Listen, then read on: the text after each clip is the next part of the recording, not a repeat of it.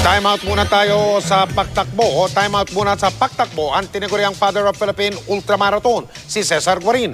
Magpapahinga raw muna siya ngayon matapos na ang tinatawag na Middle East leg ng kanyang global run. Anong bahagi naman kaya ng mundo ang kanyang susunod na tatakin? Makitime out tayo muna kay Micaela Papa. Balik din na si Cesar Guarin matapos ang matagumpay na Middle East leg ng kanyang global run o ang tangkang ikutin ang buong mundo sa pamamagitan ng pagtakbo. 30 taon na raw buhat ng simula ni Guarin ang kanyang misyon at ngayon sa edad na 57 natapos na niya ang 17,844 kilometers sa kanyang target na 42,000 kilometers sa 47 na bansa. Katumbas ng distansya kapag inikot ang mundo. 8 oras kada araw ang takbo ni Guarin. Tumitigil lang daw para mag-CR. Init daw ang nagpahirap sa kanyang Middle East leg.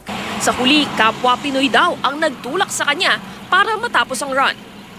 Maraming ang sumabay sa takbo ko sa final day sa park, over 100 mga runners talaga yung sumabay sa akin.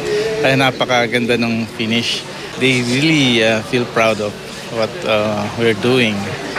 Mula sa init ng Middle East, magpapahinga muna ng 4 na buwan sa Pilipinas si Guarin bago sumabak naman sa lamig ng winter sa kanyang 70-day run mula Anchorage, Alaska, pababa ng Vancouver sa Canada at magtatapos sa San Francisco sa Amerika.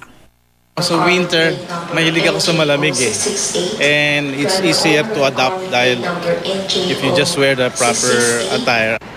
Balak niyang matapos ang pagtakbo sa 2017 para maging ika-4 na tao at unang Pilipino at Asyano na nakatakbo sa buong mundo. This is a tribute run for the global Filipino, especially sa mga OFW and migrants. Para sa kanila, para sa Pilipino, tatakbohin ko ang mundo.